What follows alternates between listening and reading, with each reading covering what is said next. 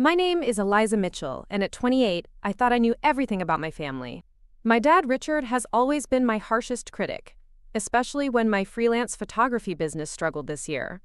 Our monthly Sunday dinners at my parents' suburban home were a tradition I dreaded, despite the facade of normalcy we maintained. Before we jump back in, tell us where you're tuning in from, and if this story touches you, make sure you're subscribed, because tomorrow, I've saved something extra special for you.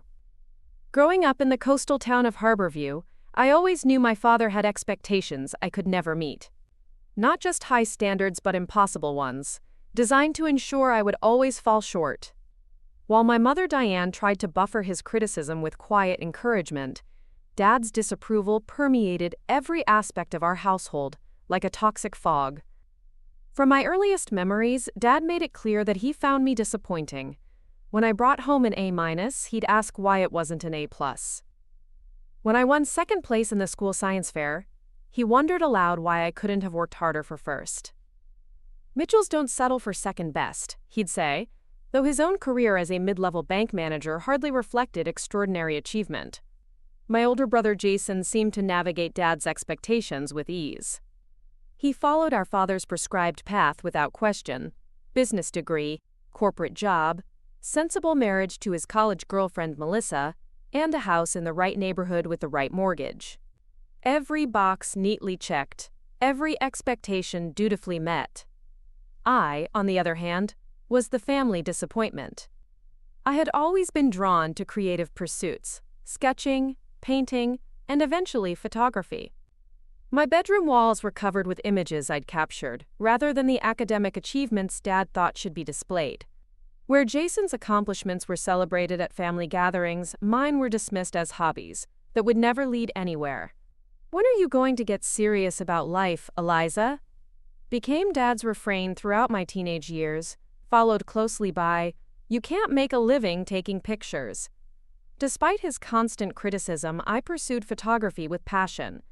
I saved every dollar from my after-school jobs to buy better equipment. I spent weekends shooting local events for practice, building a portfolio instead of attending the social functions Dad thought would help me network with the right people.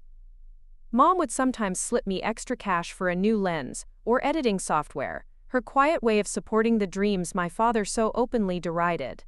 When it came time for college, the battle lines were clearly drawn. Dad insisted on business school, something practical that will give you a future. I wanted to study photography and visual arts. Our arguments grew heated, with Mom trying desperately to mediate. "She has a gift, Richard," Mom would plead. "You've seen her work." "A gift doesn't pay the bills," Dad would counter. "I'm not wasting money on an art degree so she can end up serving coffee." The compromise was brutal but necessary if I wanted any financial help with college. I would major in marketing with a minor in photography. Dad considered it a victory. I saw it as the only way forward. Those 4 years were a balancing act, fulfilling the requirements of a major that didn't interest me, while squeezing in every photography class one could manage. I joined the college newspaper, volunteered to shoot campus events, and built a reputation as the go-to photographer in our university community. By senior year, I was earning enough from freelance gigs to cover my expenses, a fact I proudly shared at one Sunday dinner. "That's nice, honey," Mom said encouragingly. Dad barely looked up from his pot roast. "Don't get too comfortable with that pocket change. Wait until you have real bills to pay." His dismissal stung, but I was used to it by then. What Dad didn't know, what I hadn't told anyone in my family, was that one of my professors had submitted my portfolio to a prestigious national competition for emerging photographers. The validation from someone who recognized my talent meant more than any approval I might never receive from my father. After graduation, while Jason moved seamlessly into his corporate role, I faced my father's renewed pressure to, quote, "get a real job." What he called security, I saw as surrender. Instead, I moved to a tiny apartment in the arts district of our city and launched Eliza Mitchell Photography. The early years were exactly as difficult as Dad had predicted. I took whatever jobs I could get: family portraits, pet photography, local business events. I lived on ramen and worked 16-hour days. During particularly lean months, I picked up shift work at a local coffee shop, confirming my father's prophecy in a way that brought him no joy but plenty of "I told you so" ammunition. "It's not too late to apply for the management training program at my bank," he'd offer whenever I seemed particularly vulnerable. "At least you'd have health insurance." What sustained me through those challenging times was the growth I could see in my work. Each shoot made me better. My portfolio expanded. Small local clients became regional ones. A few of my artistic pieces were selected for gallery shows. I wasn't making much money, but I was building something authentic, something that mattered to me. Then came my breakthrough. A series of black and white photographs I'd taken of elderly craftspeople practicing dyeing arts caught the attention of a national magazine. They commissioned me for a 10-part series highlighting traditional crafts across the country. The pay was modest, but the exposure was priceless. More importantly, it validated my choice to pursue my passion despite my father's certainty that it would lead nowhere. I brought the magazine to a Sunday dinner, placing it beside my father's plate before he arrived at the table. "Page 32, I said when he sat down, trying to keep my voice steady. "Preparing and narrating this story took us a lot of time, so if you are enjoying it, subscribe to our channel, it means a lot to us."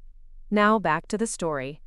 Dad flipped to the page with barely concealed impatience, glanced at my photo spread, and closed the magazine. "Nice pictures. How much did they pay you?"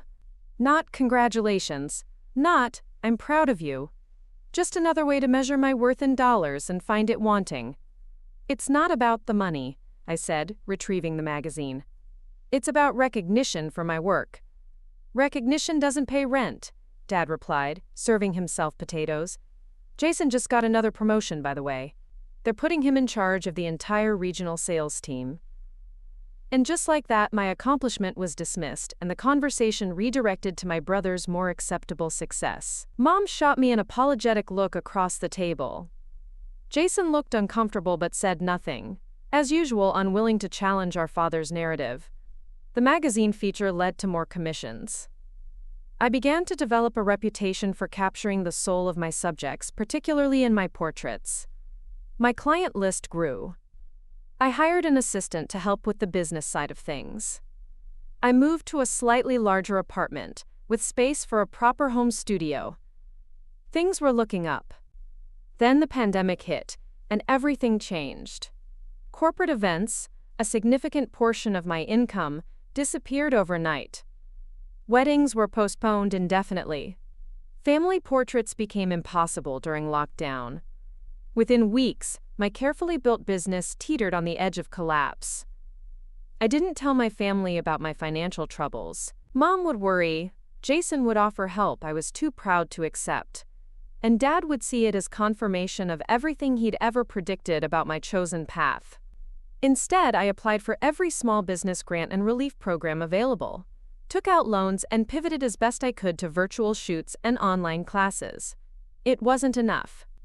6 months into the pandemic, I was facing eviction from both my apartment and my small studio space. My credit cards were maxed out. My assistant had been let go months earlier. The emergency fund I'd so carefully built had been depleted. I was drowning, and for the first time, I began to think my father might have been right all along.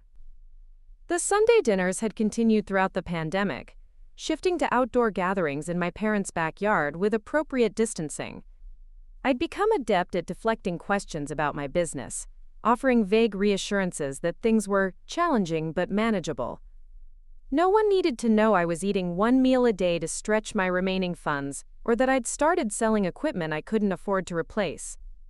It was during this period of desperation that I received an unexpected email. The subject line was simple: "Your Harbor Lighthouse series." 3 years earlier, I'd spent a week photographing the historic lighthouse that had stood at the entrance to Harborview Bay for over a century. The resulting black and white images captured the lighthouse in various weather conditions: morning fog, brilliant sunshine, gathering storm clouds, moonlight. They remain some of my favorite work, though I'd never found a commercial application for them. They were too artistic for the local tourism board, too specific for general stock photography. The email was from someone named Commander James Sullivan. requesting permission to use one of my lighthouse images as the cover of a Naval Academy alumni newsletter. The payment offered was modest but welcome. I replied immediately with my agreement, sending along a high-resolution version of the requested image and an invoice. The commander's response came within hours, expressing admiration for my entire lighthouse series and asking if I had other work featuring naval or maritime themes. As it happened, I did a collection of photographs documenting the working waterfront of Harborview, from commercial fishing boats to recreational marinas to the naval base just outside town. What followed was a rapid exchange of emails, culminating in a commission to create a photographic essay of naval installations along the eastern seaboard for a special centennial publication. The project would take 6 months and pay enough to clear my debts and stabilize my business. It was exactly the lifeline I needed, arriving precisely when I had begun to lose hope. The timing of this professional salvation coincided with another significant date, my father's 60th birthday. Mom had been planning a special backyard dinner for weeks, insisting that all of us dress up like the old days before we got so casual. She had ordered his favorite foods from the best restaurants in town, arranged for a professional cake, and even hired a local jazz duo to play during the evening, all while maintaining pandemic protocols. "This is a milestone," she told me during our weekly phone call. "I want it to be perfect." What Mom didn't know, what none of my family knew, was that I had received the naval commission just days before the planned celebration. After months of financial terror, I finally had something to celebrate. Something that might even impress my chronically unimpressible father. The evening of Dad's birthday arrived with perfect weather. Warm, but not humid, with a gentle breeze carrying the scent of Mom's roses from their garden. I arrived early to help with final arrangements, wearing a new dress purchased specifically for the occasion, my first non-essential expenditure in months. "You look beautiful, honey," Mom said, embracing me carefully. I haven't seen you this happy in a while. I considered telling her about the commission then, but decided to wait until the whole family was gathered. For once, I wanted to make my announcement with everyone present, especially Dad. Jason and Melissa arrived next, bearing expensive gifts and a bottle of Dad's favorite scotch. They were followed by my father's brother, Uncle Jack, and his wife, and 2 couples who were my parents' oldest friends. It was a small gathering due to pandemic restrictions, but perfect for the intimate dinner Mom had planned. Dad made his entrance last, feigning surprise, though we all knew Mom could never have arranged so much without his knowledge. He accepted birthday wishes with uncharacteristic graciousness, even hugging me without the usual stiff formality. "Nice dress, Lizzie," he said, using my childhood nickname that had mostly disappeared as I'd grown up. "Thanks, Dad. Happy birthday." For a moment, I glimpsed the father I'd always wanted. Warm, approving, proud. But moments with this version of Richard Mitchell were always fleeting. Dinner was served at the long table Mom had set up on their patio, decorated with string lights and centerpieces of Dad's favorite blue hydrangeas. The conversation flowed easily at first, helped along by good food and better wine. Jason talked about his latest promotion. Melissa announced they were house hunting in the most exclusive neighborhood in Harborview. Uncle Jack shared stories from their recent road trip through New England. As dessert was being served, a German chocolate cake that was my father's favorite, Mom clinked her glass. "I think this is the perfect time for everyone to share something they admire about Richard as we celebrate his 60 years. What followed was predictable. Friends praised Dad's reliability and work ethic. Uncle Jack reminisced about childhood adventures. Melissa thanked him for welcoming her into the family. Jason expressed gratitude for the example Dad had set for him. When my turn came, I took a deep breath. Instead of offering the expected platitude, I decided to share my news. "Dad, I've always admired your emphasis on financial security and building something lasting," I began, seeing his eyebrows raise slightly at this unexpected acknowledgement. "That's why I'm especially excited to tell you that I've just received the biggest commission of my career. A 6-month project creating a photographic essay of naval installations for their centennial publication." I paused, waiting for the reaction I'd imagined. Perhaps not effusive praise, but at least acknowledgement that my chosen path could indeed lead to professional success. The silence stretched for a moment before Dad set down his fork. Photography for the Navy? That sounds like a government job. Did they even bother to negotiate, or did you just take whatever they offered? The hope that had buoyed me deflated instantly. Even this, the largest project of my career, a prestigious commission that would rescue my business, wasn't enough to impress him. It's actually through a private foundation associated with the Naval Academy Alumni Association, I clarified, my voice tight. And yes, we negotiated very favorable terms. Dad said, cutting another piece of cake. Well, enjoy it while it lasts. These one-off projects don't build a career. Jason just secured his company's retirement matching up to 8%. Didn't you, son? Jason looked uncomfortable. Dad, Eliza's commission sounds really impressive. That's a big deal. It's a photography job, Dad dismissed. Let's be realistic about what that means in the long term. Something inside me, perhaps the accumulated stress of the past months, perhaps the last thread of hope that my father might someday approve of my choices, finally snapped. What exactly would it take? I asked, my voice quiet but intense. For you to admit that my career is valid? That my choices aren't a mistake? That I haven't wasted my life pursuing something I love? The table fell silent. Mom looked stricken. Jason stared at his plate. Dad set down his napkin with deliberate care. I'm being realistic, Eliza. Your brother has built a solid career with advancement opportunities, retirement benefits, health care. He owns a home that's appreciating in value. He has security. He gestured toward me. You chase these little projects, living in that tiny apartment, probably without adequate insurance or retirement savings. You're nearly 30. When are you going to grow up and build something real? Each word landed like a physical blow. The worst part was that until recently, his assessment hadn't been entirely wrong. I had been struggling. I had prioritized my passion over security. But I'd been building something authentic, something that mattered, not just to me, but increasingly to others who valued my work. Richard, Mom interjected, this isn't the time. No, it's exactly the time, Dad continued, warming to his subject. Eliza needs to hear this. These artsy dreams were cute in your 20s, but at some point, you need to face reality. This Navy thing will end, and then what? Back to taking pet portraits and wedding photos for people who can barely afford you? I stood up, my chair scraping loudly against the patio stones. I have built something real. I've created work I'm proud of. I've stayed true to myself instead of following someone else's idea of success. Dad's face hardened. And where has that gotten you? Let's be honest. You'll never amount to anything following this path. It's not too late to make a change, but soon it will be. The words hung in the air between us. You'll never amount to anything. The crystallization of every doubtful look, every dismissed achievement, every comparison to my more conventional brother. In that moment, I saw with perfect clarity that nothing I could ever do would be enough for Richard Mitchell. Before I could respond, the doorbell rang, an unexpected sound that momentarily broke the tension. That's strange, Mom said, her voice unnaturally high. We're not expecting anyone else. Quote, I'll get it. Jason offered, clearly grateful for an excuse to escape the table. Dad turned back to me. This conversation isn't finished, Eliza.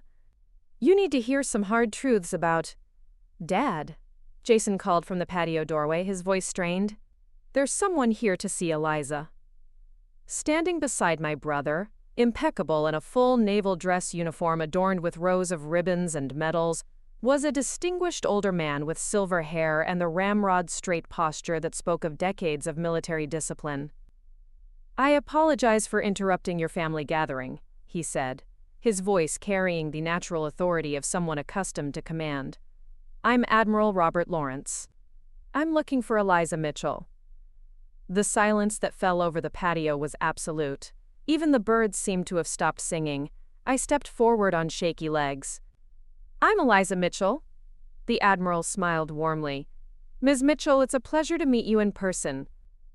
I hope you'll forgive my unexpected visit, but I was nearby for a ceremony at the base and wanted to personally thank you for agreeing to our project. Our project?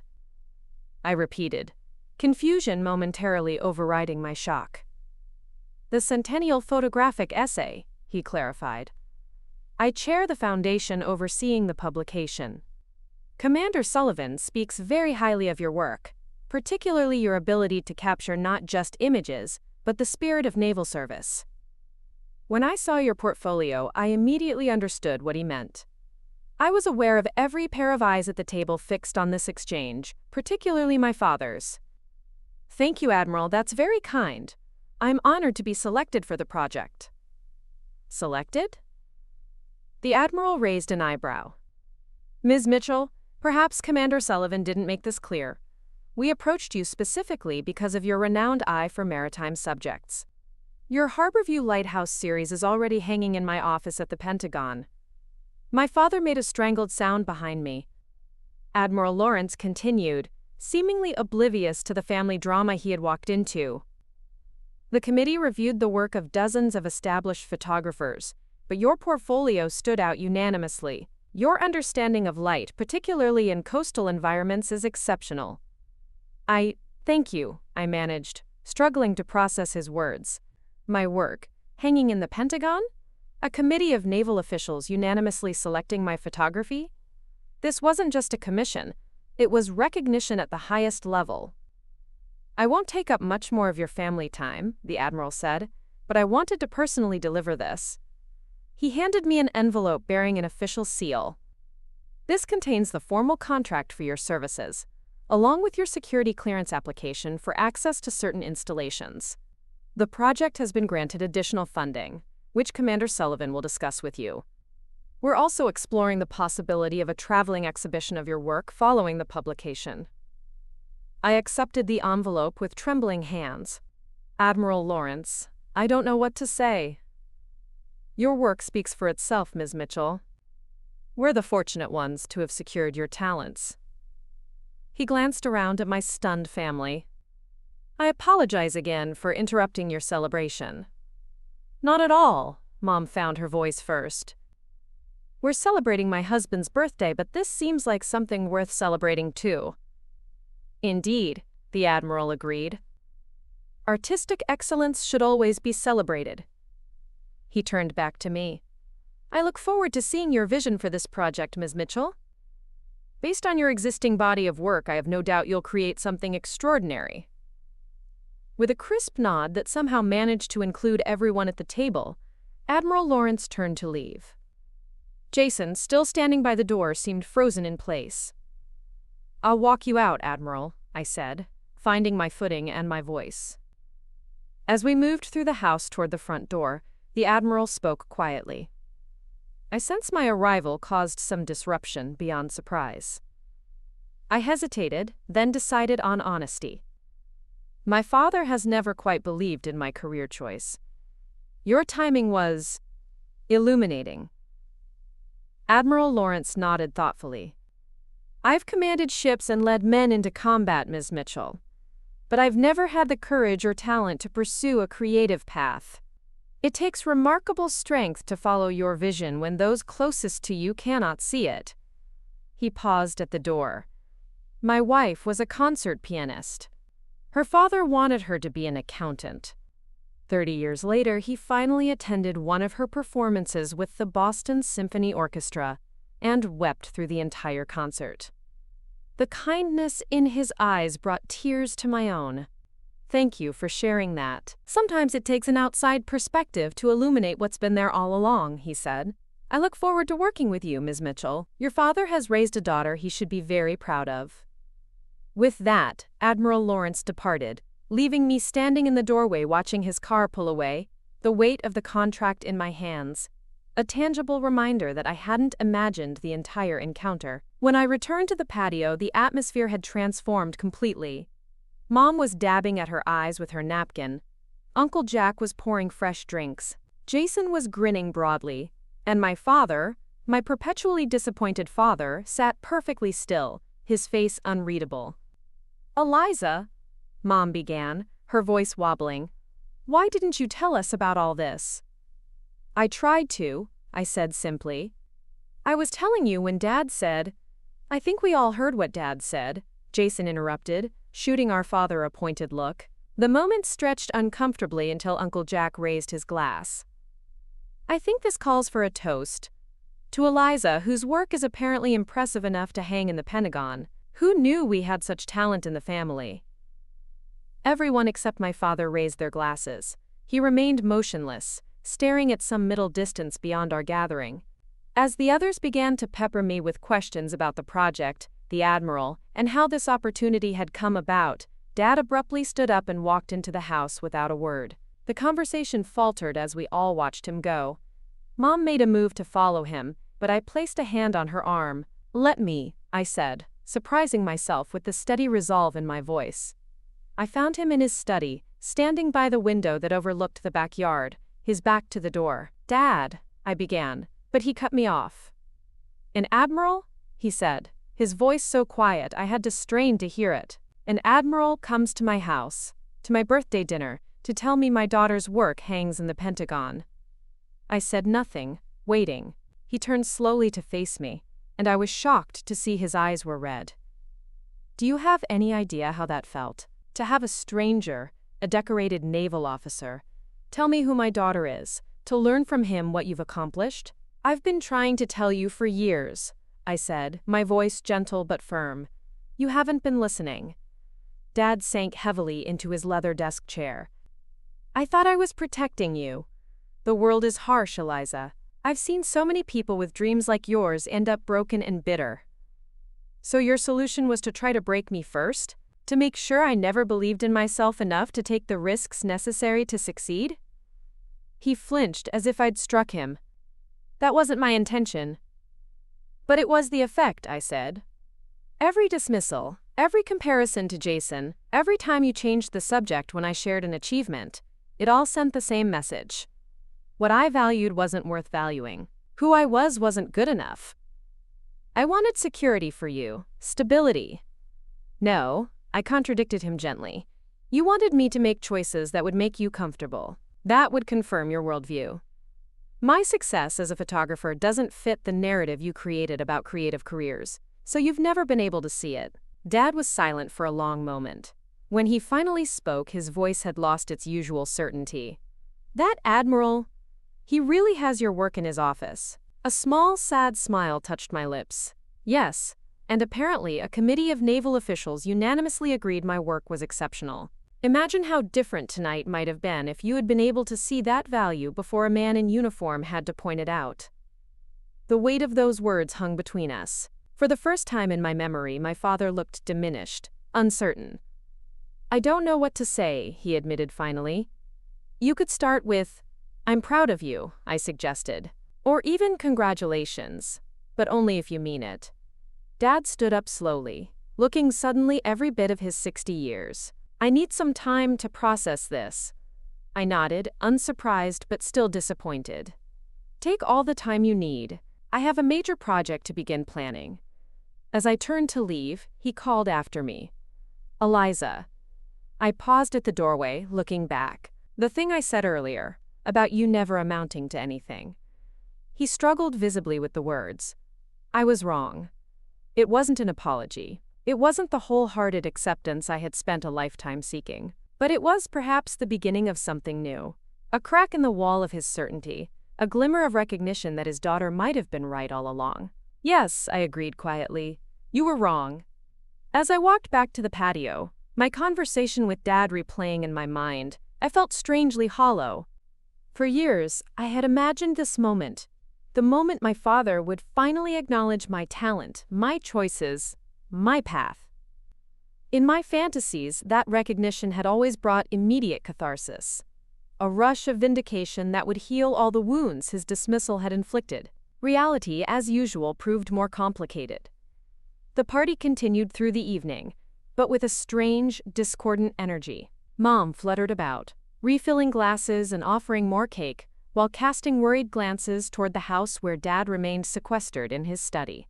Jason and Melissa spoke to me with new deference, as if the Admiral's appearance had transformed me in their eyes from struggling little sister to someone of consequence. Uncle Jack kept proposing increasingly enthusiastic toasts to my success until his wife gently suggested they call a cab.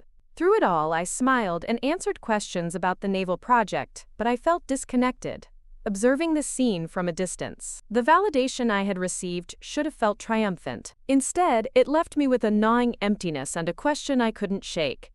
Why did it take an admiral, a stranger with medals and authority, to make my family see value in my work? By the time the last guests departed, fatigue had settled over me like a heavy blanket. Mom hugged me tightly at the door. "He'll come around," she whispered. "He just needs time." "I've given him years," I replied, too tired to soften the truth. "I'm done waiting for his approval."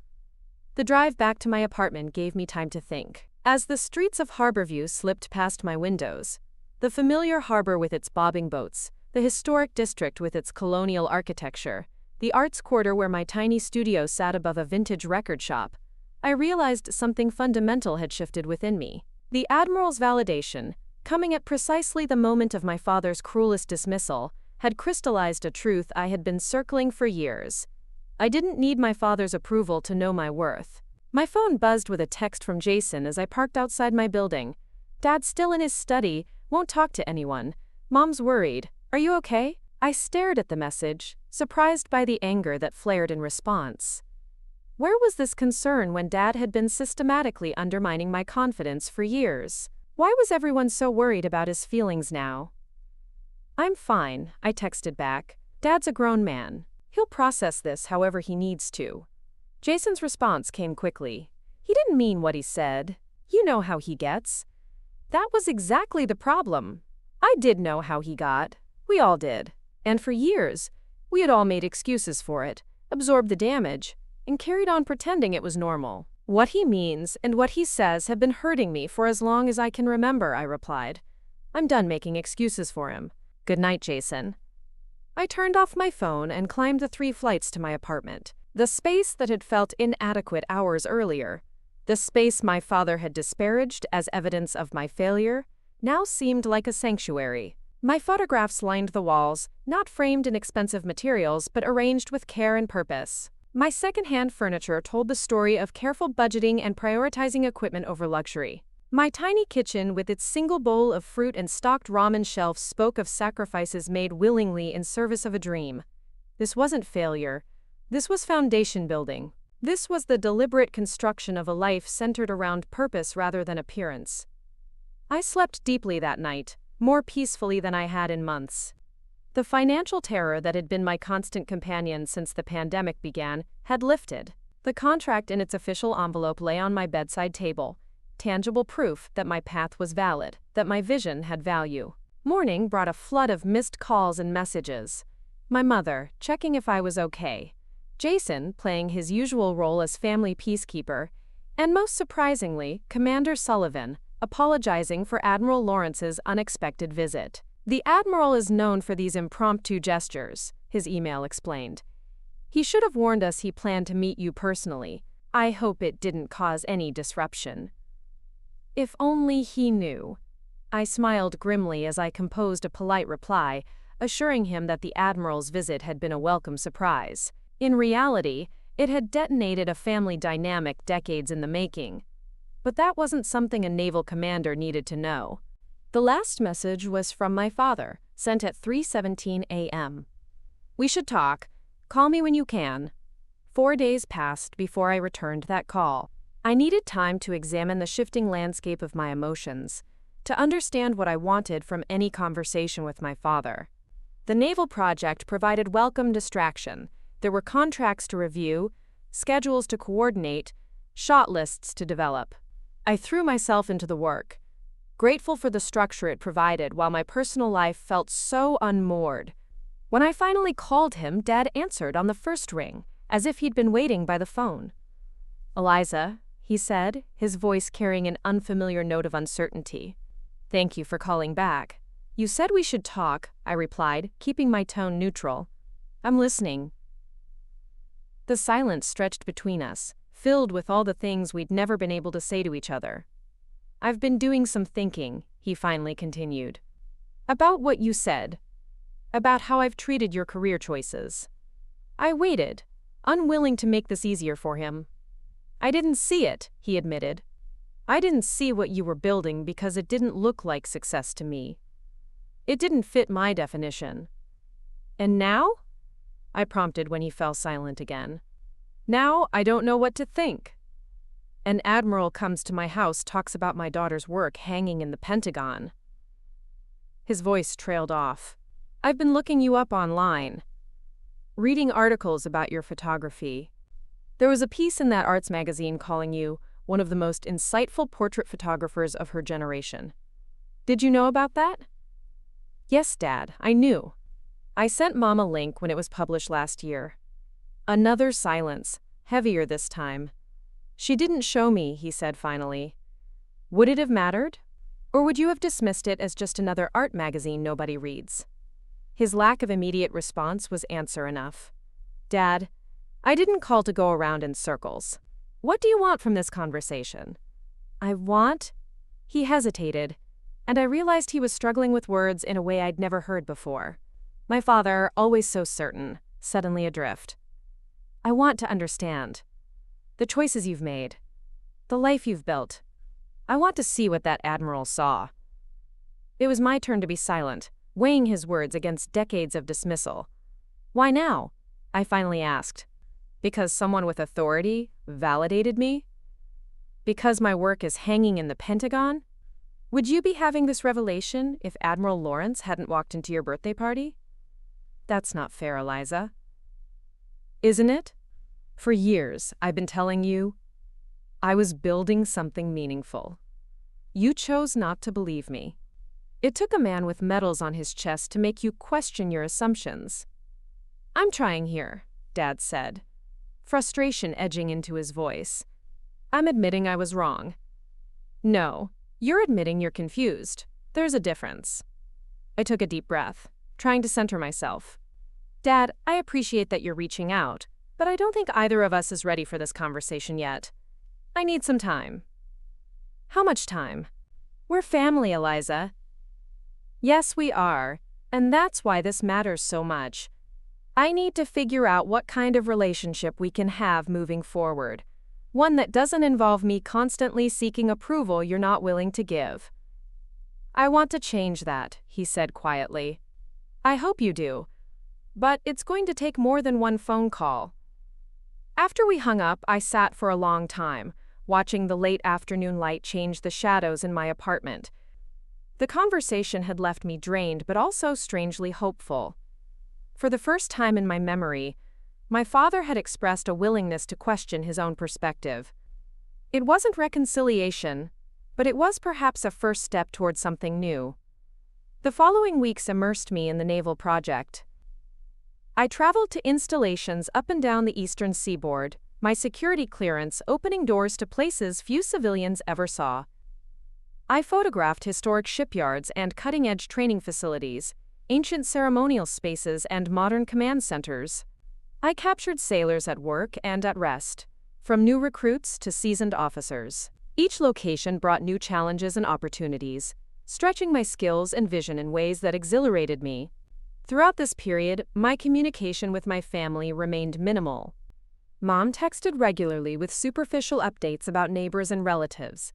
Jason called occasionally, always skirting around the tension with Dad. I responded politely but briefly, maintaining a distance that felt necessary for my own well-being.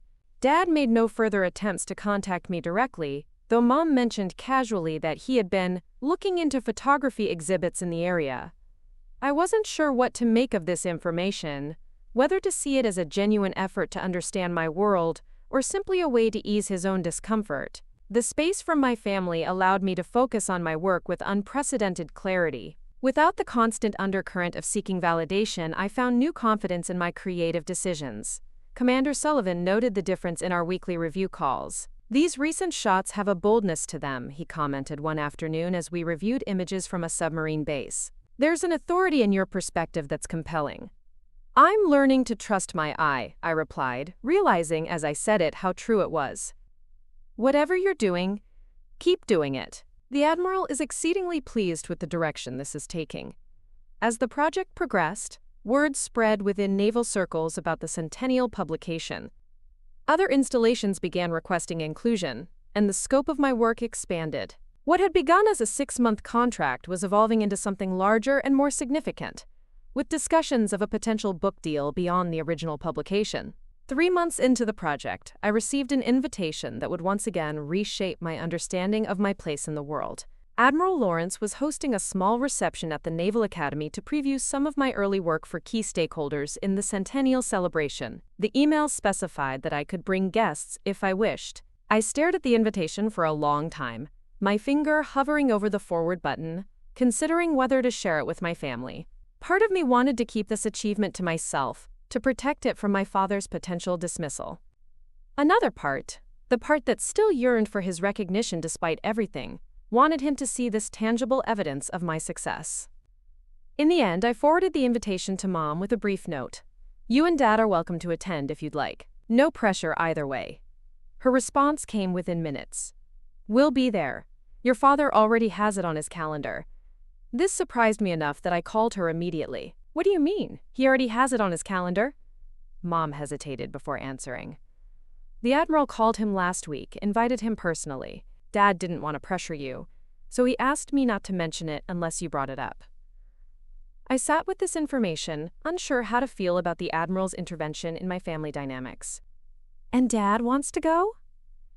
"He's bought a new suit," Mom said, a smile in her voice, "and he's been reading everything he can find about naval photography. He even joined some online forum for photography enthusiasts. This image, my father researching my field, preparing to enter my world, was so at odds with the man I knew that I couldn't quite reconcile it." "Eliza," Mom continued when I didn't respond, "he's trying. I know it doesn't erase everything that came before, but he's really trying." "I'll see you both at the reception then," I said, not ready to offer more than that. The evening of the reception arrived with perfect early autumn weather, the Naval Academy campus resplendent in the golden light of sunset. I had arrived hours earlier for final arrangements, selecting which images would be displayed and working with the event staff on lighting and placement. Now, dressed in a simple black dress that projected the professional confidence I wanted to convey, I stood at the entrance to the historic building, greeting guests as they arrived. Admiral Lawrence had positioned himself beside me, making introductions to high-ranking officers, government officials, and academy leadership. Each introduction reinforced what still felt surreal.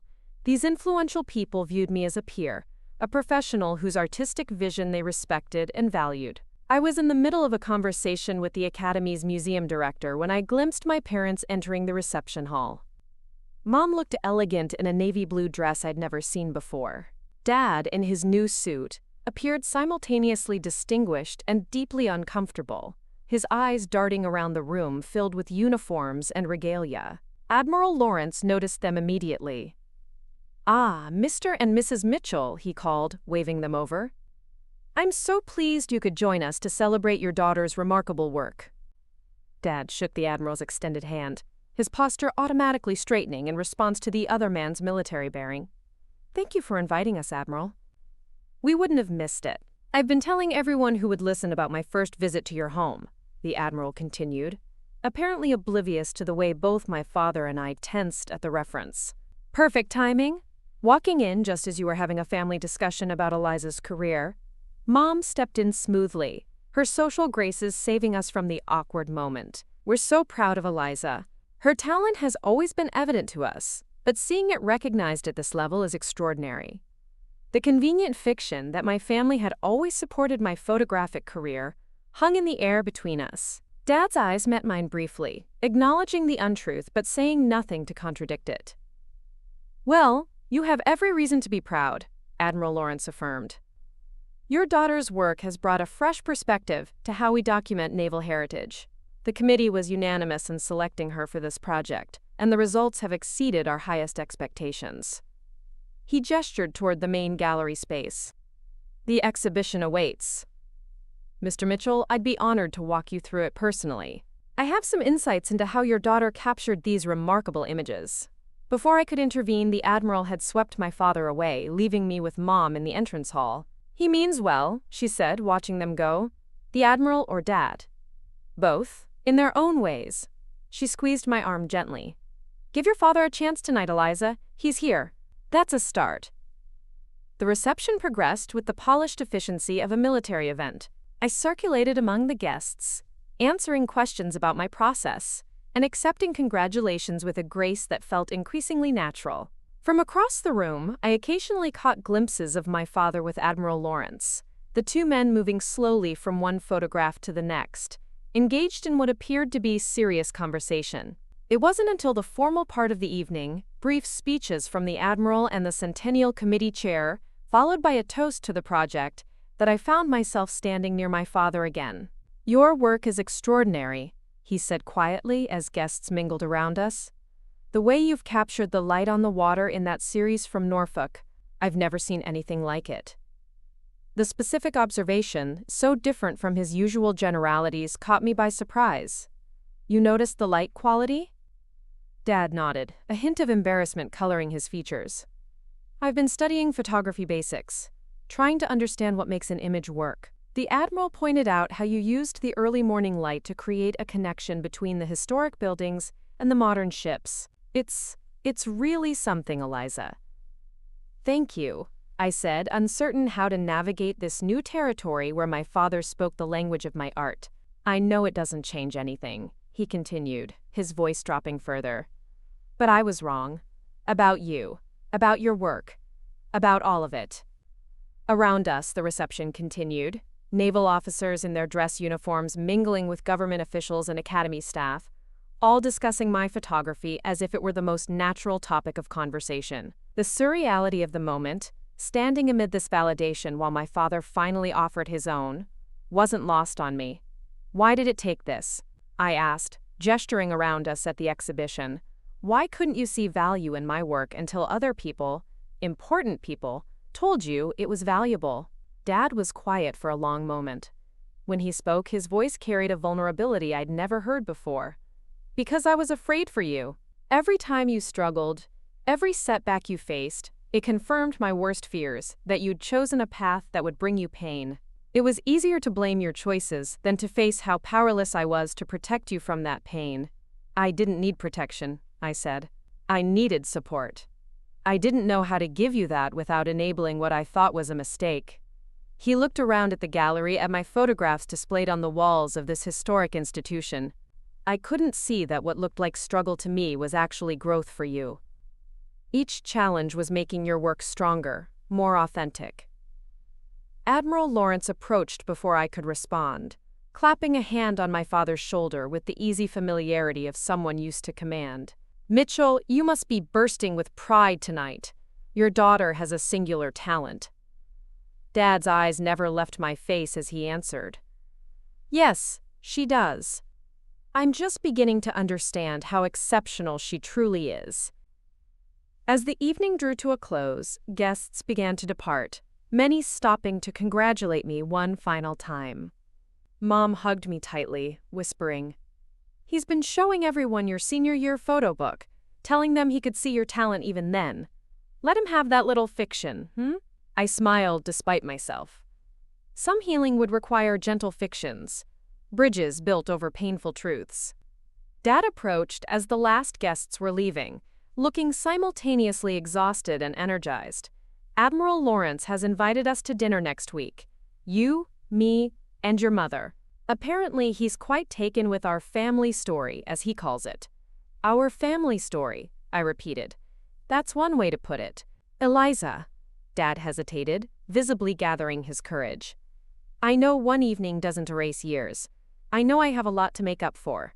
But I'd like the chance to try, if you're willing." Around us, the Naval Academy staff were beginning to dismantle the exhibition. Tomorrow, these photographs would be carefully packaged and transported to the next venue on the touring schedule. My work, my vision, moving through the world on its own merit. "I can't promise anything," I told him honestly. "But I'm willing to see where this goes." Dad nodded, accepting the limited opening I offered. "That's all I can ask for." As we walked together toward the exit, Admiral Lawrence fell into step beside us.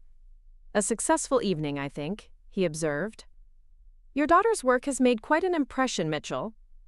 "It always did," Dad replied, the lie coming easily now. "I just didn't have the right eyes to see it, The naval exhibition marked a turning point, not just in my career, but in my understanding of family, forgiveness, and my own resilience. As the Centennial Project expanded, so did my professional opportunities. Publications that had once ignored my portfolio now reached out for interviews. Galleries that had previously rejected my submissions suddenly expressed interest in showing my work. The validation that had eluded me for years now arrived with a frequency that was almost disorienting. Through it all, I maintained a cautious distance from my father, agreeing to occasional family dinners but keeping our interactions cordial rather than intimate. Dad seemed to accept these boundaries, never pushing for more than I was ready to give. Our conversations, once dominated by his critiques and my defenses, now carried a tentative curiosity on both sides. "I saw your interview in Photography Monthly," he mentioned during one Sunday dinner at my parents' home, 2 months after the naval reception. "You talked about finding beauty in functional spaces. I never thought about military installations that way." "That's part of what drew me to the project," I explained, surprised by his reference to the interview. "These places are designed purely for utility, but there's an accidental beauty in that honesty of purpose." Dad nodded thoughtfully. "I visited the traveling exhibition when it came to the Harborview Museum last week. Went 3 times, actually. The docent started recognizing me." Mom smiled over her wine glass. "Your father took notes, Eliza. Actual notes on the techniques you used." The image of my father, pragmatic, numbers-focused Richard Mitchell, standing in a museum taking notes about photographic techniques, was so incongruous that I couldn't help but smile. "Did you have questions? About the techniques, I mean." "Dozens," he admitted, "but I didn't want to bother you with amateur curiosity." "It wouldn't be a bother," I said, surprising myself with the sincerity behind the words. "Photography is a technical craft as much as an art. There's a lot to understand about how it works. Maybe you could recommend some books?" For beginners, obviously. That simple request, my father asking me to guide him, to teach him about my world, shifted something fundamental between us. For the first time in my memory, he was positioning himself as the student and me as the authority. The power dynamic that had defined our relationship for decades had been subtly but significantly altered. "I have some books you might like," I offered. "I could drop them by sometime this week." "Or I could come to your studio," Dad suggested cautiously, "if that wouldn't be an imposition. I've never seen where you work." The invitation hung in the air, freighted with meaning beyond its simple words. My studio was my sanctuary, the space where I was most authentically myself. Allowing my father into that space represented a vulnerability I wasn't sure I was ready for. "Let me check my schedule," I said, neither accepting nor rejecting outright. "The naval project has me traveling a lot these days." Dad nodded, accepting the deflection without comment. As the evening drew to a close, guests began to depart, many stopping to congratulate me one final time. Mom hugged me tightly, whispering, "He's been showing everyone your senior year photo book, telling them he could see your talent even then. Let him have that little fiction, I smiled despite myself. Some healing would require gentle fictions, bridges built over painful truths. Dad approached as the last guests were leaving, looking simultaneously exhausted and energized. "Admiral Lawrence has invited us to dinner next week. You, me, and your mother. Apparently he's quite taken with our family story, as he calls it." "Our family story," I repeated. "That's one way to put it." "Eliza," Dad hesitated, visibly gathering his courage. "I know one evening doesn't erase years. I know I have a lot to make up for. But I'd like the chance to try, if you're willing." Around us, the Naval Academy staff were beginning to dismantle the exhibition. Tomorrow, these photographs would be carefully packaged and transported to the next venue on the touring schedule. My work, my vision, moving through the world on its own merit. "I can't promise anything," I told him honestly. "But I'm willing to see where this goes." Dad nodded, accepting the limited opening I offered. "That's all I can ask for." As we walked together toward the exit, Admiral Lawrence fell into step beside us. "A successful evening, I think," he observed. "Your daughter's work has made quite an impression, Mitchell." "It always did," Dad replied, the lie coming easily now. I just didn't have the right eyes to see it. The naval exhibition marked a turning point, not just in my career, but in my understanding of family, forgiveness, and my own resilience. As the Centennial Project expanded, so did my professional opportunities. Publications that had once ignored my portfolio now reached out for interviews. Galleries that had previously rejected my submissions suddenly expressed interest in showing my work. The validation that had eluded me for years now arrived with a frequency that was almost disorienting. Through it all, I maintained a cautious distance from my father, agreeing to occasional family dinners but keeping our interactions cordial rather than intimate. Dad seemed to accept these boundaries, never pushing for more than I was ready to give. Our conversations, once dominated by his critiques and my defenses, now carried a tentative curiosity on both sides. "I saw your interview in Photography Monthly," he mentioned during one Sunday dinner at my parents' home, 2 months after the naval reception. "You talked about finding beauty in functional spaces. I never thought about military installations that way." "That's part of what drew me to the project," I explained, surprised by his reference to the interview. "These places are designed purely for utility, but there's an accidental beauty in that honesty of purpose." Dad nodded thoughtfully. "I visited the traveling exhibition when it came to the Harborview Museum last week. Went 3 times, actually. The docent started recognizing me." Mom smiled over her wine glass. "Your father took notes, Eliza. Actual notes on the techniques you used." The image of my father, pragmatic, numbers-focused Richard Mitchell, standing in a museum taking notes about photographic techniques, was so incongruous that I couldn't help but smile. "Did you have questions? About the techniques, I mean." "Dozens," he admitted, "but I didn't want to bother you with amateur curiosity." "It wouldn't be a bother," I said, surprising myself with the sincerity behind the words. "Photography is a technical craft as much as an art. There's a lot to understand about how it works. Maybe you could recommend some books?" For beginners, obviously. That simple request, my father asking me to guide him, to teach him about my world, shifted something fundamental between us. For the first time in my memory, he was positioning himself as the student and me as the authority. The power dynamic that had defined our relationship for decades had been subtly but significantly altered. "I have some books you might like," I offered. "I could drop them by sometime this week." "Or I could come to your studio," Dad suggested cautiously, "if that wouldn't be an imposition. I've never seen where you work." The invitation hung in the air, freighted with meaning beyond its simple words.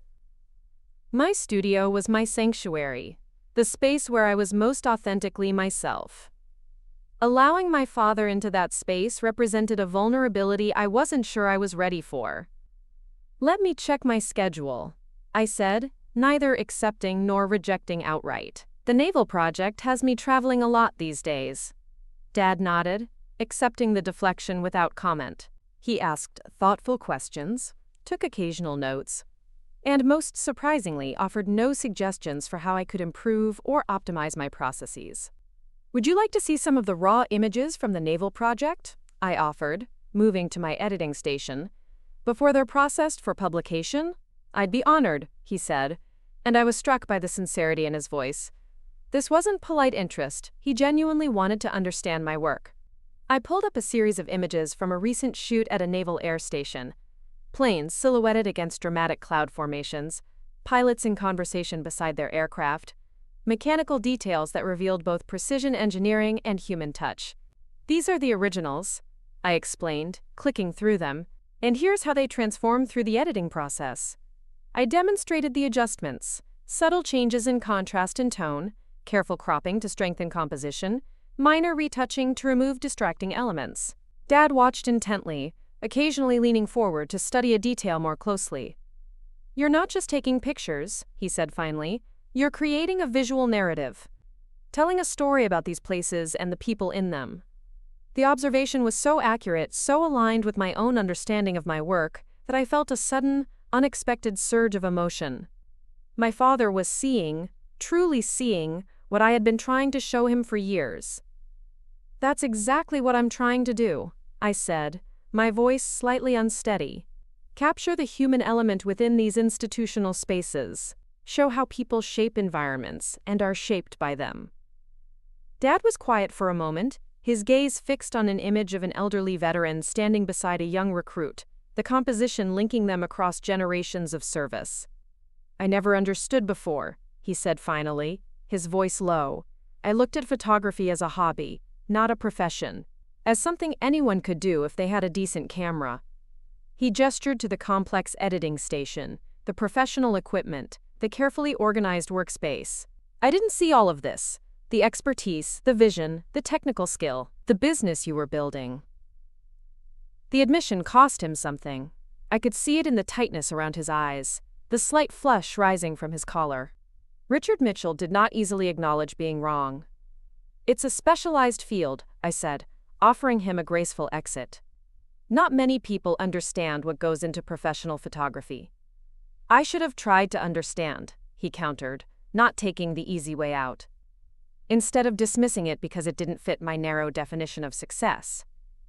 The straightforward acknowledgement without excuses or qualifications left me momentarily speechless. This was the apology I had wanted for so long.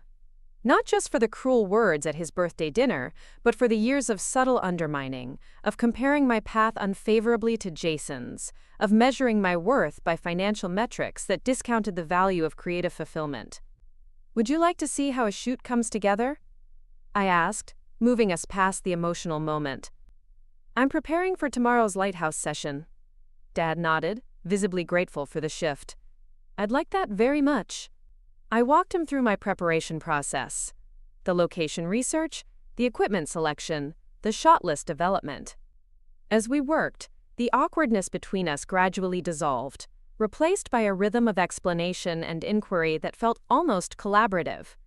"You know," Dad said as he helped me pack a case of lenses, "I always pushed you toward business because I thought it was the practical choice, the safe choice." He carefully placed a lens in its designated slot. "But watching you work, seeing the systems you've developed, the professionalism you bring to every aspect of this, I realize you probably have better business sense than I ever did." The admission, so contrary to the narrative he had maintained throughout my life, stunned me into silence. "My banking career looks stable from the outside," he continued, not meeting my eyes as he focused on the equipment. "But I've spent 30 years in a job I never loved, working for people I often don't respect, afraid to take risks because I have a mortgage and college tuitions and retirement to worry about." He closed the case carefully. "You chose the harder path, but you're building something that's truly yours. Something with meaning." The vulnerability in his voice, my father, who had always presented himself as the arbiter of practical wisdom, admitting to a lifetime of safe choices and quiet regret, shifted something fundamental in my perception of him. "It hasn't been easy," I acknowledged. "There were times when I wondered if you were right, if I should have chosen a more conventional path." "But you didn't give up," he said, meeting my eyes directly. "That kind of persistence, that's the real measure of success, isn't it? Not the paycheck or the title, but the willingness to keep going when it would be easier to quit." Coming from anyone else, the observation might have seemed like a platitude. Coming from Richard Mitchell, who had spent decades measuring success in quantifiable metrics, salary, benefits, retirement accounts, it represented a seismic shift in worldview.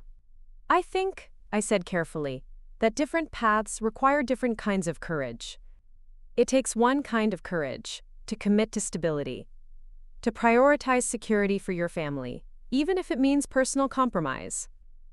It takes another kind to pursue uncertainty in service of a vision that others might not understand or value." Dad's expression softened, the defensive lines that had been etched around his mouth for as long as I could remember momentarily easing. "When did you get so wise?" "Maybe around the same time you started recognizing that wisdom doesn't always come in forms you immediately recognize." He laughed, a genuine laugh with none of the sharp edges that had characterized his humor for so long. "Touché." As the afternoon light began to shift, casting longer shadows across the studio floor, we finished preparing the equipment for the next day's shoot. The work complete, an unexpected awkwardness settled between us, both unsure how to conclude this unprecedented interaction. "Thank you," Dad said finally, breaking the silence. "For letting me see this. For explaining everything. I know I haven't earned your patience." "You're trying now," I said simply. "That counts for something." He nodded, accepting this limited affirmation without pushing for more. "I should let you get back to your preparations." As I walked him to the door, he paused, turning back to survey the studio one more time. "I'm proud of what you've built here, Eliza." I should have said that years ago. The words I had longed to hear for so long landed differently than I had imagined they would, not as validation I desperately needed, but as a truth finally acknowledged. I had built something substantial, something valuable, regardless of whether he recognized it or not. His recognition was welcome, but it no longer defined my sense of achievement. "Thank you, Dad," I said quietly. "That means something to me." After he left, I stood in the center of my studio, surrounded by the tools of my craft and the evidence of my vision. The space felt different somehow, as if the simple act of sharing it, of having my father witness and acknowledge my professional reality, had subtly transformed it. Or perhaps what had transformed was my relationship to it, no longer shadowed by the need to justify its existence. That evening, I received a text from my father.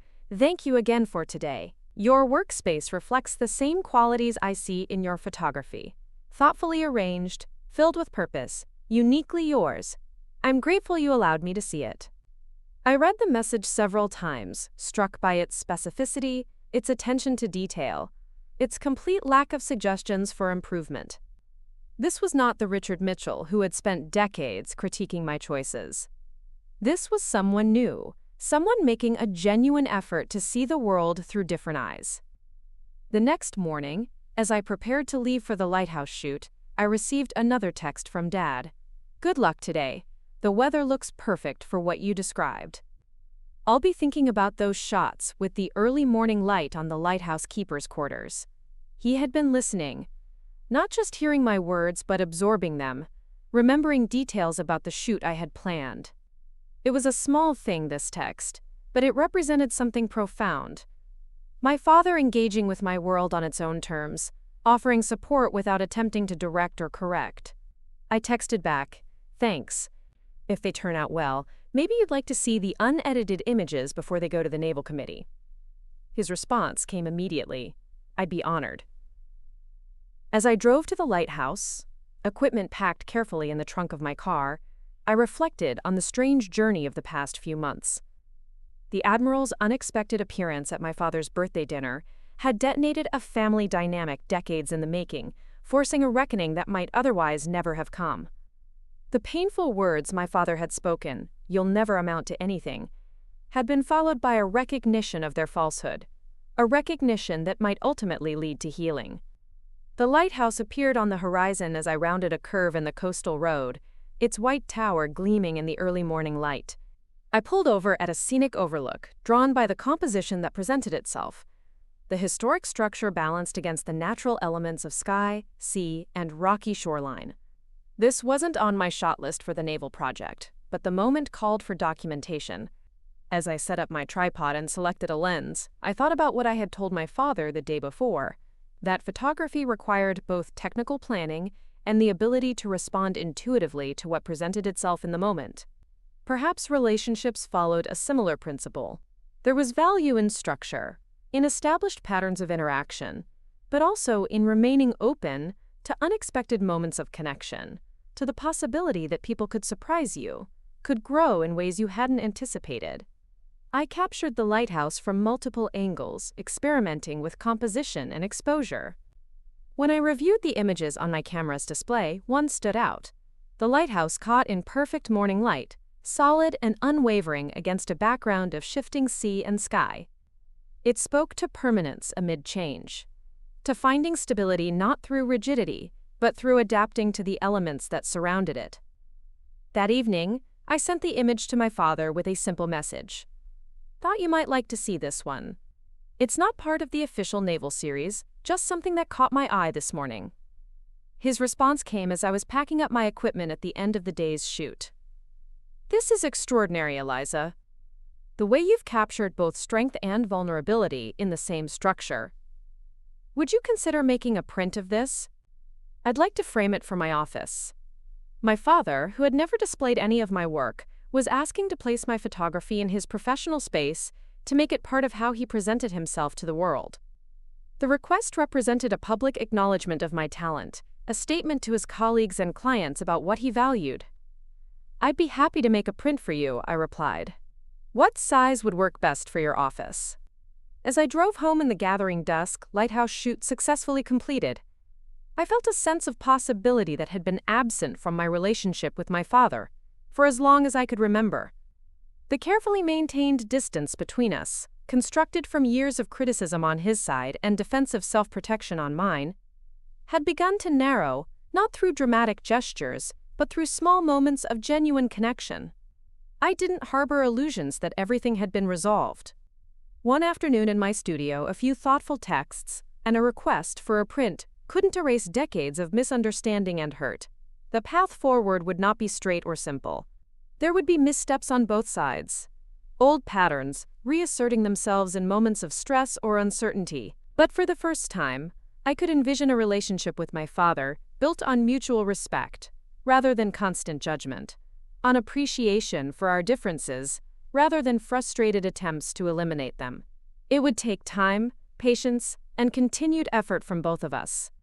It would require me to remain open to his evolution without abandoning the boundaries that protected my hard-won professional confidence. As I pulled into the parking lot of my apartment building, my phone chimed with one final text from my father. Jason mentioned you're considering opening a small gallery space near your studio. If you'd like someone to review the business plan or financial projections, I'm available. Only if helpful, of course. I smiled at the careful phrasing, the offer of assistance in an area where he had legitimate expertise, presented as an option rather than a directive, with the explicit acknowledgement that I might not need or want his input. I might take you up on that, I texted back. The commercial lease terms are complicated. Whenever you're ready, he replied. No rush. Those 3 words. Whenever you're ready. No rush. Encapsulated the change in our relationship more clearly than any grand declaration could have done. My father, who had spent my entire life pushing, directing, and setting timetables, was now willing to wait, to move at my pace, to accept that the terms of our connection would be mutually determined, rather than unilaterally imposed. I climbed the stairs to my apartment carrying not just my camera equipment, but also a cautious optimism about what might be possible between us. The words that had once cut so deeply, "You'll never amount to anything," were gradually being replaced by new ones. I'm proud of what you've built. I'd be honored. Whenever you're ready. The transformation was still fragile, still evolving, but it had begun. And in beginning, it had opened a door to a future neither of us could have imagined. On that fateful evening, when my father's cruelest dismissal had been interrupted by an Admiral's unexpected arrival. 6 months after Admiral Lawrence walked into my father's birthday dinner, my life had transformed in ways I could never have anticipated. The Naval Centennial Project, originally planned as a 6-month assignment, had expanded into a comprehensive documentary initiative spanning historical naval installations across the country. What began as a financial lifeline during pandemic uncertainty had evolved into a career-defining opportunity that opened doors I hadn't known existed. The traveling exhibition of my naval photography had visited 12 cities, garnering reviews in major publications and attracting crowds that surprised even the most optimistic event organizers. A prestigious publishing house had offered a book deal, proposing a coffee table volume that would showcase the images alongside historical context about each installation. 3 galleries had reached out about representing my broader portfolio, and a major camera manufacturer had approached me about becoming a brand ambassador for their professional line. Success, after years of struggle, had arrived with a suddenness that was almost disorienting. I found myself turning down assignments that didn't align with my artistic vision, setting fees that would have seemed impossible a year earlier, and speaking on panels about documentary photography and visual storytelling. The precarious financial existence that had defined my early career had given way to stability, with enough income to create a proper emergency fund, contribute to retirement accounts, and even consider purchasing a small property to serve as both home and studio. Through all these changes, my relationship with my father continued its cautious evolution. We had established a new pattern of interaction: professional respect, tentative warmth, and careful navigation around old triggers. Our conversations, once dominated by his criticism and my defenses, now often centered on shared interests: photography techniques, business strategies, and, occasionally, the creative process itself. Dad had, somewhat to my amazement, developed a genuine appreciation for photography. He subscribed to several industry publications, joined a local camera club for amateur enthusiasts, and even purchased a decent mid-range DSLR that he was learning to use properly. His office now displayed 3 of my prints: the lighthouse shot I had given him after our studio day, a dramatic image of naval cadets in formation that had been featured in the Centennial exhibition, and a quiet portrait of an elderly fisherman from my early portfolio work. "People comment on them constantly," he told me during one of our now regular Sunday dinners at my parents' home. "I've started keeping your business cards on my desk to hand out when they ask about the photographer." Mom beamed across the table. "He's become your biggest promoter, Eliza. You should hear him when someone asks about the photos. He goes on about composition and lighting techniques like he's been studying photography his whole life." Dad looked slightly embarrassed but didn't deny it. "I'm just repeating what you've taught me," he said to me, "though I'm thinking about taking that weekend workshop at the community college next month. The one on basic digital photography." This new version of my father, curious, humble enough to be a beginner at something, open to learning from his daughter, still caught me by surprise sometimes. The rigid, judgmental man who had dominated my childhood had not disappeared entirely, but he had softened, revealing aspects of his personality that had previously been hidden beneath layers of certainty and control. One Tuesday morning in early spring, I was reviewing contract terms for a potential corporate client when my phone buzzed with a text from Commander Sullivan. "Admiral Lawrence would like to speak with you. Are you available for a call this afternoon?" The naval project was winding down, transitioning into the publication phase, where my active involvement would be minimal. I hadn't spoken directly with the Admiral in several weeks, making the request for a call somewhat unusual. "Of course," I replied. "Any time after 2 p.m. works for me." The response came immediately. "Excellent. He'll call at 2:30. He mentioned it's about a new opportunity he thinks might interest you." I spent the intervening hours speculating about what this opportunity might be. Perhaps an extension of the Centennial project, or a recommendation for another military-adjacent assignment. By the time my phone rang precisely at 2:30, I had cycled through numerous possibilities without settling on a likely scenario. "Ms. Mitchell," Admiral Lawrence began after our initial greetings, "I'll get straight to the point. The work you've done for the Centennial has impressed a number of people in positions of influence. One of those people is the director of the National Portrait Gallery, who happens to be an old friend of mine." I sat up straighter, the mention of the prestigious institution immediately capturing my attention. "The gallery is planning a special exhibition for next year, Service, Faces of American Commitment.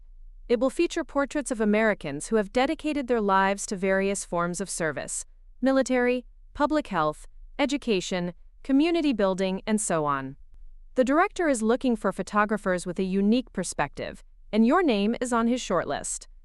The implication of what he was saying took a moment to fully register. The National Portrait Gallery was one of the most respected art institutions in the country. Being featured there would represent not just professional recognition, but cultural validation of the highest order.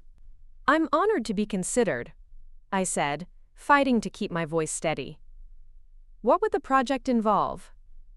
20 portraits of individuals selected by the gallery's curatorial team, representing diverse forms of service across the country. 6 months of work, with appropriate compensation and all travel expenses covered.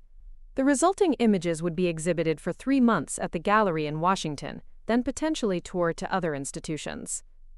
He paused, allowing me to absorb the magnitude of what he was describing. "This isn't a guarantee, Ms. Mitchell. The director is considering 3 photographers with different styles and approaches. But your work with the Naval Project, particularly your ability to capture both institutional dignity and human connection, has positioned you as a strong contender. If you're interested, I'd be happy to make a formal introduction.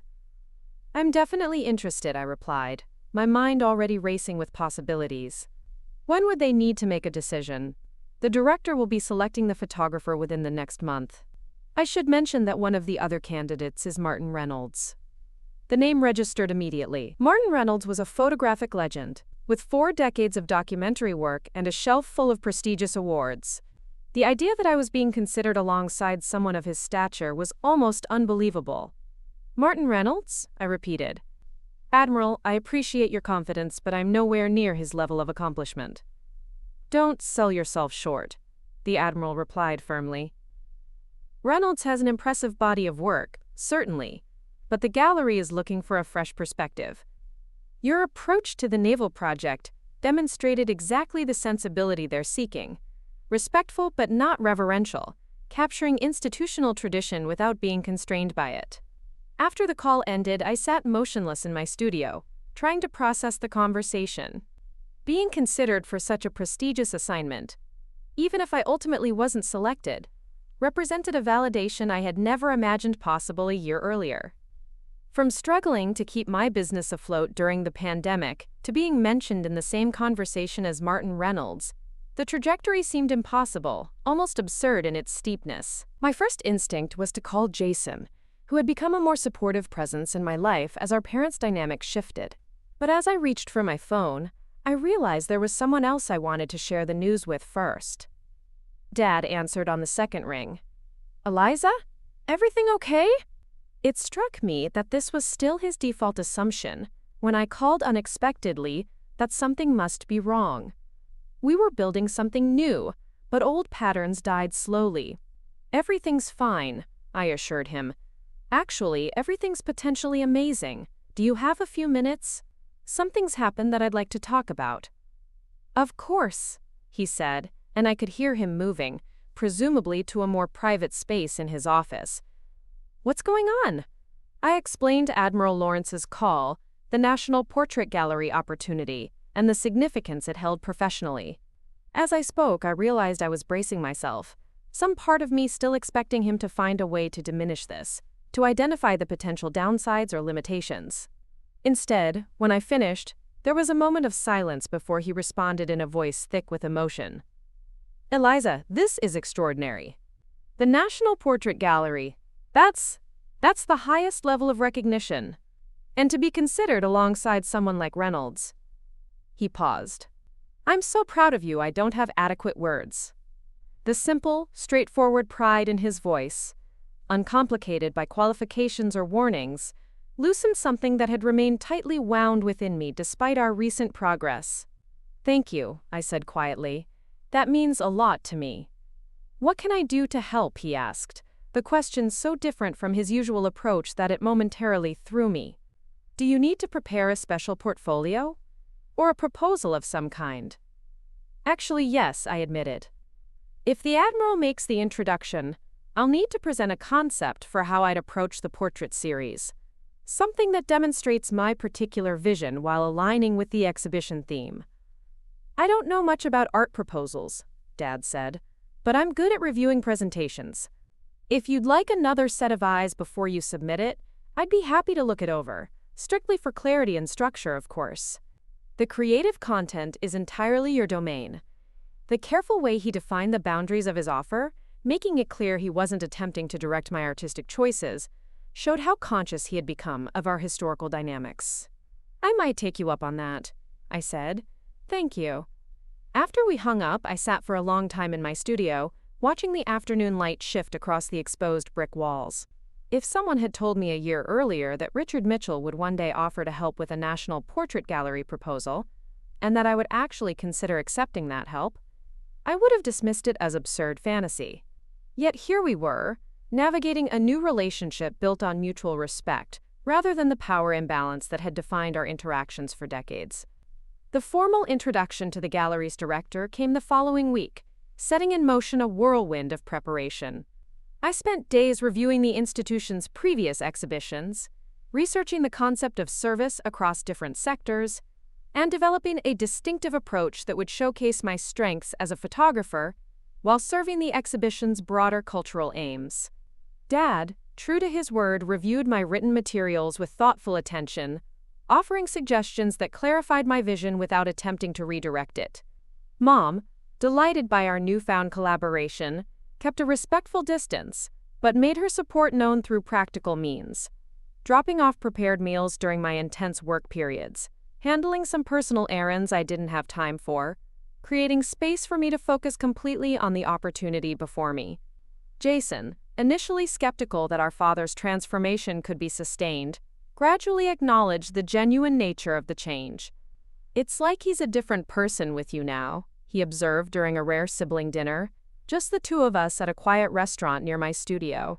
"The way he talks about your work, how he's actually learning about photography so he can understand what you do. I never thought I'd see it." "It's still complicated," I admitted, swirling the wine in my glass. "There are moments when I catch myself waiting for the criticism, for him to revert to form.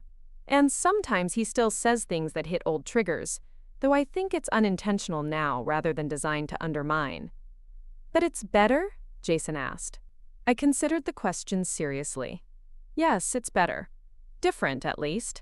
I immersed myself in other projects, including finalizing the naval book layouts and exploring locations for the small gallery space I was considering opening.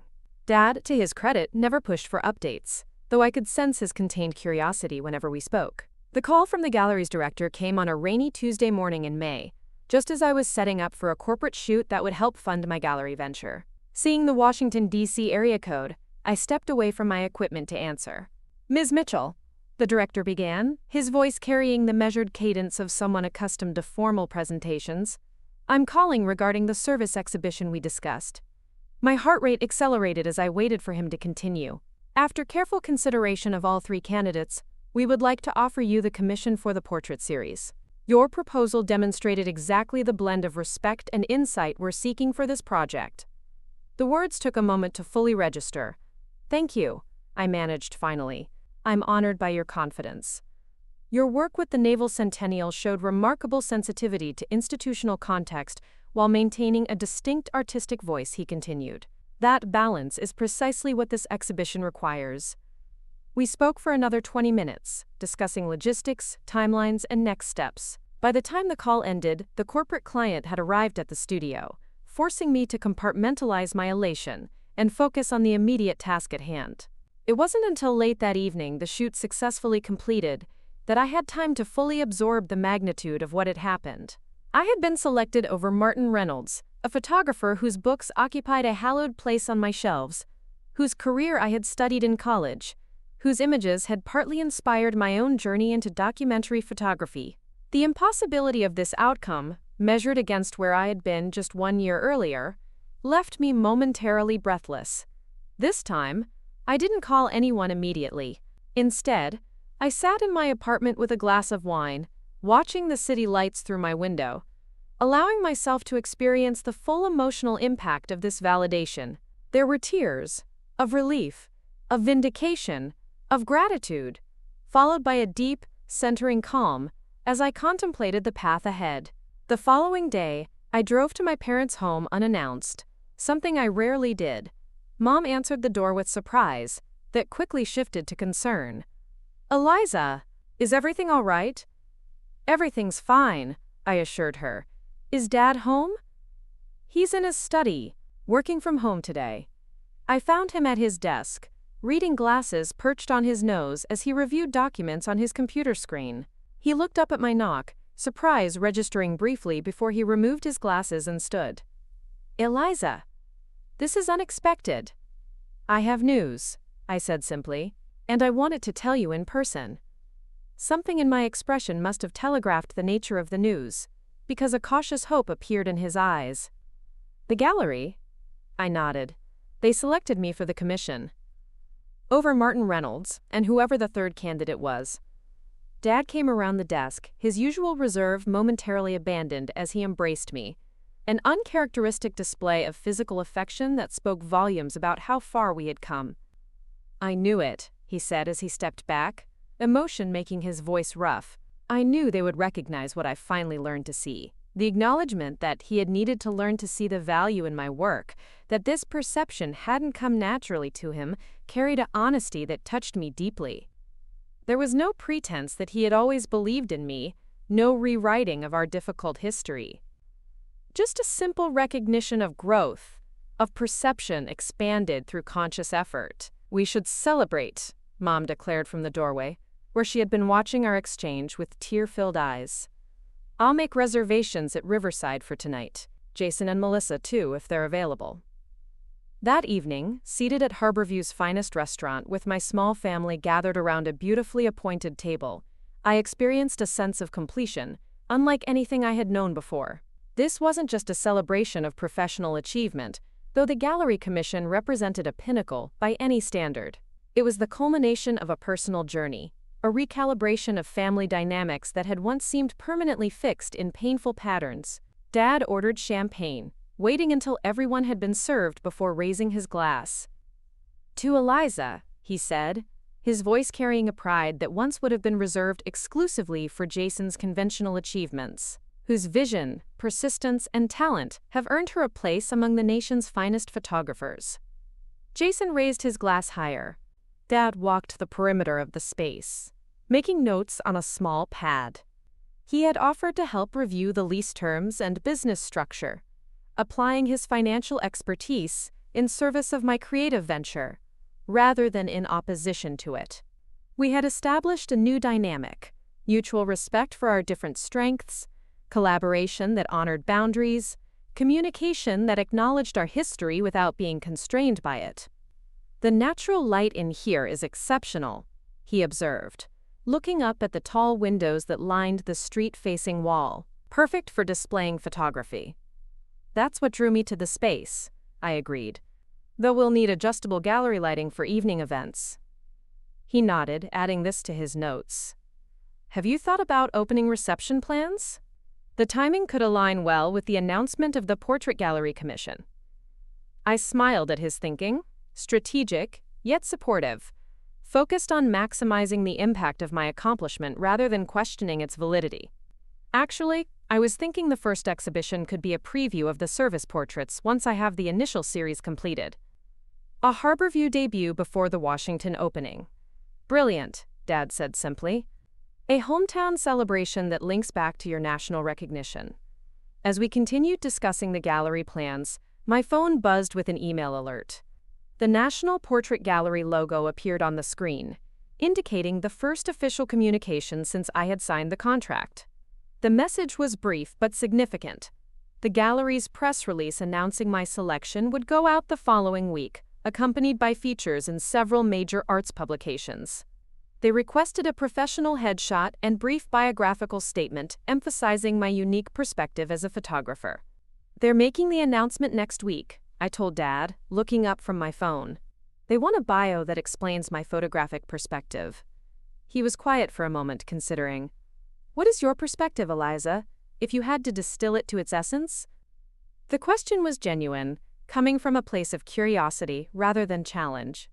I thought about it as I looked around the empty gallery space that would soon be filled with images I had created, stories I had told through my lens. "I think my work is about recognizing dignity in unexpected places," I said finally. "Finding beauty in utility, humanity in institutions, authenticity beneath surface appearances. Seeing what others might miss because they're looking for something more conventional, more expected." Dad nodded slowly, his expression thoughtful. "That's what you did for me," he said quietly. "Helped me see beyond my conventional expectations. Showed me a different kind of success, a different kind of courage." The simple acknowledgement that our journey had transformed his perception, as much as it had validated mine, completed a circle that had begun with cruel words at a dinner table, continued through an Admiral's unexpected arrival, and culminated in this moment of mutual recognition. As we stood together in the empty gallery that would soon showcase my vision to the world, I realized that the most significant transformation of the past year wasn't the professional recognition or financial security, though these were certainly welcome. It was the internal shift that had allowed me to define success on my own terms, to recognize my worth independent of external validation, and ultimately, to accept my father's changed perspective without needing it to justify my choices. "You know," I said, turning to face him directly, Someone once told me I'd never amount to anything following this path. Dad winced slightly, the memory of those words clearly painful to him now. That person was profoundly wrong, he said quietly. And I'm grateful every day that you didn't listen to him. I'm grateful too, I replied, looking around at the space that represented yet another expansion of my photographic vision. Because it turns out that following your own path, even when others can't see where it leads, is exactly how you become someone who amounts to something extraordinary. Up next, you've got 2 more standout stories right on your screen. If this one hit the mark, you won't want to pass these up. Just click and check them out. And don't forget to subscribe and turn on the notification bell so you don't miss any upload from us.